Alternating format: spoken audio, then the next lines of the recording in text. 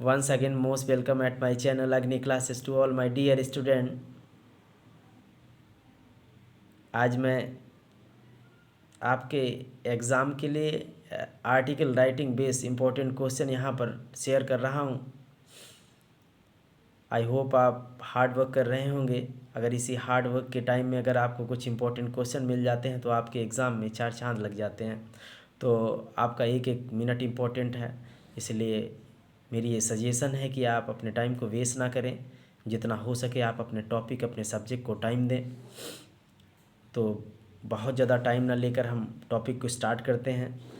लेकिन एक रिक्वेस्ट है कि अगर आपने मेरे चैनल को अभी तक सब्सक्राइब नहीं किया है तो सब्सक्राइब कर लीजिए, जिससे आने वाले लेटेस्ट वीडियोज़ आपको मिलते रहें। तो स्टार्ट करते हैं बच्चों।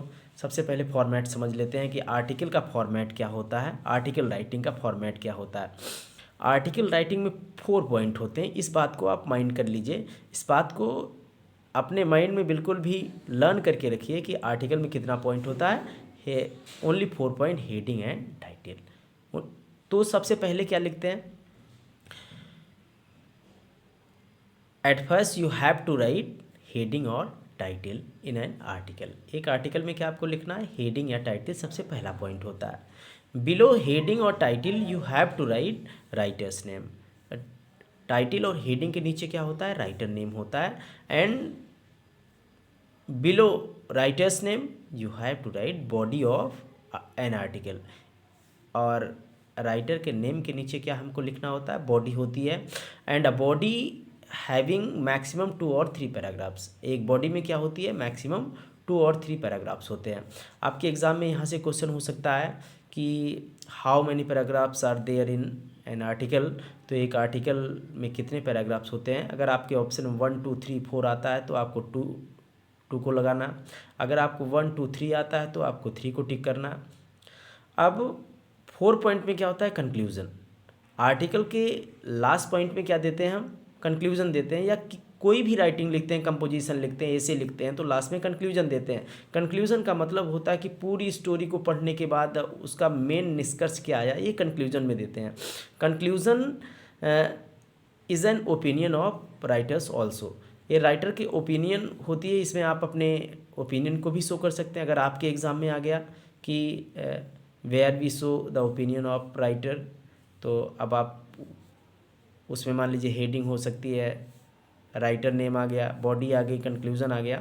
तो उस कंडीशन में आपको टिक करना है कंक्लूज़न पर, क्योंकि कंक्लूज़न में ही राइटर का ओपिनियन होता है। और आपके एग्ज़ाम में ये भी आ सकता है कि एंडिंग पैराग्राफ क्या होता है आर्टिकल का, which is the ending paragraph of an article. तो आप वहाँ पर टिक करेंगे, एंडिंग पैराग्राफ होता है कंक्लूज़न।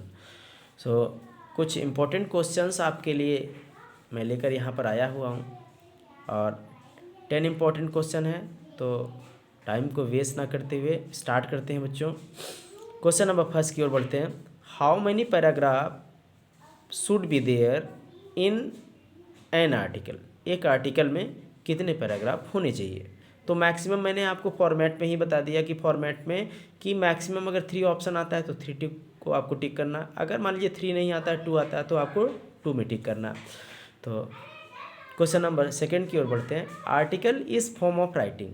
आर्टिकल क्या होता है, आर्टिकल किस टाइप के राइटिंग के बारे में इंफॉर्मेशन देता है। तो सबसे पहला है कि ये टॉपिक के बारे में इंफॉर्मेशन देता है। आर्टिकल का फॉर्म क्या होता है, ये टॉपिक के बारे में इंफॉर्मेशन देता है, सजेस्ट करता है, जो भी टॉपिक होती है उस पर एडवाइस करता है, सजेस्ट करता है। And it influence the reader. और ये जो भी रीड करता है आर्टिकल को, उसको इन्फ्लुएंस करता है। तो ये तीनों टॉपिक आपके एग्ज़ाम के लिए, आर्टिकल के लिए इम्पोर्टेंट हैं। ये तीनों में से कोई भी अगर आ सकता है तो आप उस पर किसी एक, तीनों तो आपके एग्ज़ाम में नहीं आएगा। अगर तीनों आता है तो लास्ट में ऑप्शन होगा ऑल ऑफ अबव, तो ऑल ऑफ अबव पर आपको टिक करना है। अगर इन तीनों में कोई एक आती है तो आपको उनमें से, इन तीनों में से किसी एक पर टिक कर देना है। नेक्स्ट क्वेश्चन नंबर थर्ड की ओर बढ़ते हैं। What is place on the top of an article. एक आर्टिकल के टॉप पर क्या प्लेस किया जाता है, सबसे टॉप पर क्या होता है। फॉर्मेट में ही मैंने आपको समझा दिया गया कि आर्टिकल के सबसे टॉप पर क्या प्लेस करते हैं, heading and title. No doubt, heading and title. And question number 4 की ओर बढ़ते हैं। Which is not an element of an article. एक आर्टिकल का एलिमेंट क्या होता है, मैंने आपको पहले ही स्टार्टिंग में फॉर्मेट में ही बताया है कि there are only 4 element an an article. एक आर्टिकल में ओनली 4 एलिमेंट्स होते हैं। हेडिंग टाइटल, सेकंड में आपका writer's name, third body and fourth आपका कंक्लूजन। तो अगर मान लीजिए अगर आपके एग्जाम में आ गई डेट आ गई तो वहाँ पर आपको इनकरेक्ट वे में लगाना है। डेट आपकी इनकरेक्ट होती है क्योंकि आपकी आर्टिकल में डेट नहीं होती है। अब आता है question number 5, in which part of the article you can find the others opinion. मैंने आपको स्टार्टिंग में बता दिया कि अथर के ओपिनियन को आर्टिकल के किस पार्ट में शो करते हैं, तो आर्टिकल के कंक्लूजन वाले पार्ट में अथर्स के ओपिनियन को शो किया जाता है।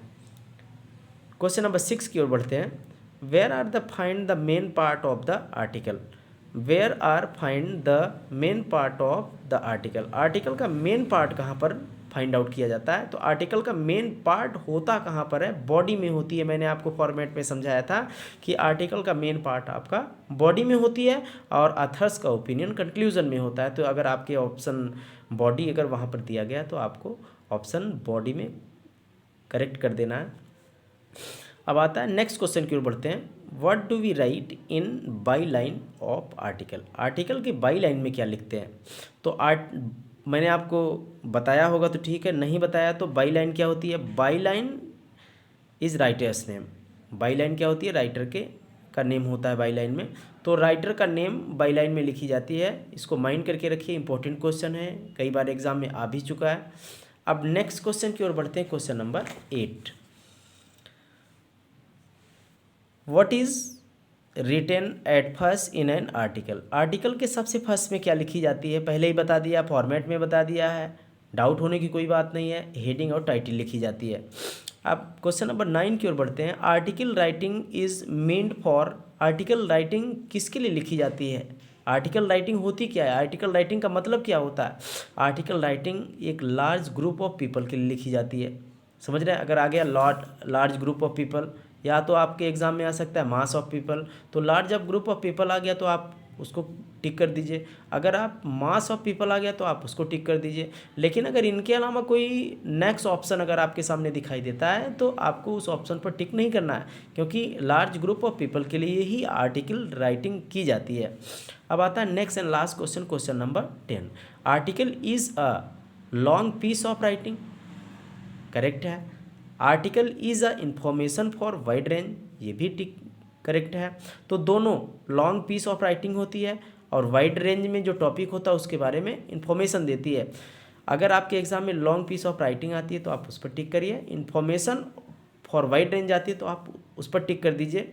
मे बी ऐसा भी हो सकता है कि all of above means one, option में ऐसे हो सकता है 1 and 2, बोथ 1 and 2, तो आपको बोथ एंड 1 and 2 पर टिक कर देना। अगर इस टाइप के क्वेश्चन अगर आपके एग्ज़ाम में मिलते हैं, आई होप आपने माइंड कर लिया होगा और समझ भी आ गया होगा। अगर आपको समझ में नहीं आया, कोई हेजिटेशन या कोई प्रॉब्लम हो रही है आपको पढ़ने में, तो आप मेरे कमेंट बॉक्स में कमेंट करके पूछ सकते हैं या आप मुझे कॉल कर सकते हैं। आपके एग्ज़ाम में इस टाइप के क्वेश्चन हो भी सकते हैं, मे बी नहीं भी हो सकते हैं। आपके एग्ज़ाम में पैराग्राफ रिलेटेड क्वेश्चन होंगे, पैराग्राफ सामने होगा, आपको उसको पढ़ना है, रीड करना है और उससे सबसे पहला टॉपिक यही होगा कि इसकी टाइटल बताइए। तो आप पैराग्राफ को बहुत ही केयरफुल होकर पढ़ना है, एक बार नहीं 2 बार पढ़ना है, क्योंकि एग्ज़ाम में आपको रीडिंग के लिए 20 मिनट प्रोवाइड किए जा रहे हैं, जैसा कि हम आपके इन्फॉर्मेशन के लिए आपको बता देना चाहते हैं। और एग्ज़ाम स्टार्ट भी हो गए, 25 से फर्स्ट पेपर हो भी गया है कि आपको 11 o'clock से आपकी जो एक्टिविटी है, जो इन्विजिलेटर एक्टिविटी है, वो स्टार्ट हो जाती है। 11 o'clock से लेकर 11:10 तक आपको आंसर शीट और बुकलेट प्रोवाइड कर दी जाती है। तो विदिन 10 मिनट इन्विजिलेटर आपको आंसर शीट और बुकलेट दे देगा और उसमें बहुत ज़्यादा एंट्रीज नहीं है जो कि आपको फिल करना है। अब एंट्री क्या है वो भी मैं आपको इस वीडियो में शेयर कर दे रहा हूँ। आपको मैं यहाँ पे बता देना चाहता हूँ कि आपका हो जाएगा, ये मान लीजिए आपकी आंसर शीट है, ठीक है, ये आपकी आंसर शीट हो गई, ठीक है। यहाँ पर आपका क्या है, यहाँ पर आपका ओन स्टेटमेंट जो कि वहाँ पे CBSE से लिखा होगा, name of mother, name of father, roll number जो भी होगा यहाँ पर आपका लिखा होगा। ठीक है, इसके बगल में आपका यहाँ पर आएगा कोड ऑफ क्वेश्चन बुकलेट। तो यहाँ पर आपको देखिए ऑब्लिक करके ऐसे लिखा होगा, ऑब्लिक करके, तो यहाँ से ऑब्लिक ऑलरेडी होगा, ऑब्लिक ऑलरेडी उसमें लिखा होगा, और क्वेश्चन का जो कोड होगा उसमें भी ऑब्लिक लगा होगा, तो देख के उसी के अकॉर्डिंग यहाँ पर आपको फिल कर लेना है।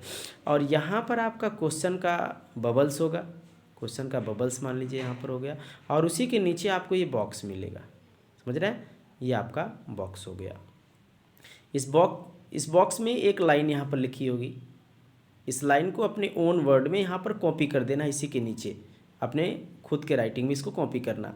और इसी के बगल में यहाँ देखिए, यहाँ नीचे यहाँ पर लिखा होगा कैंडिडेट सिग्नेचर, और इसके ऊपर आपको अपना सिग्नेचर कर देना है, और उसके नीचे इन्विजिलेटर सिग्नेचर, ये सब होगा।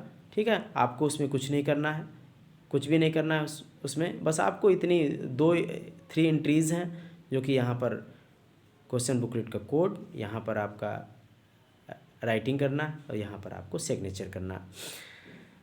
आप अपने एग्ज़ाम में बहुत ज़्यादा हेजिटेट मत होइए, कॉन्फिडेंट बना के रखिए, और हमेशा एनर्जेटिक रहना चाहिए, नेवर इल टू हॉटशिप।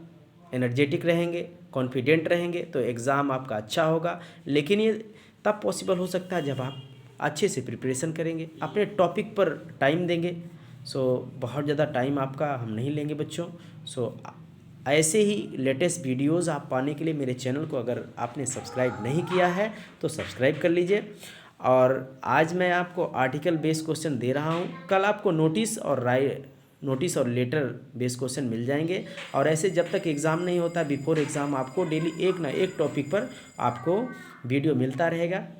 आज के लिए इतना ही guys, thank you so much, have a nice day.